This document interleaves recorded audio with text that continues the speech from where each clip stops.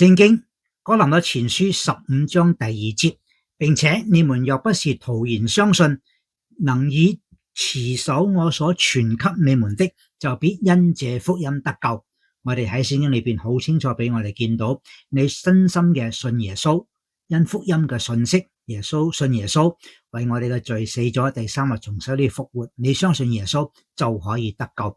呢度話若不是徒然嘅相信，即係話你係真心嘅相信咗，你就能夠持守住呢個嘅信心。呢個持守嘅信心係表示反映出你係真正嘅相信咗耶穌。求主幫助我哋，我哋信耶穌，聖靈入咗我哋嘅心裏邊，拯救我哋，保守我哋。真正信耶穌嘅人係唔會失去救恩，就更加能夠係因為可以信耶穌得救，好得無比。快快信耶穌。我係鄧英善牧師。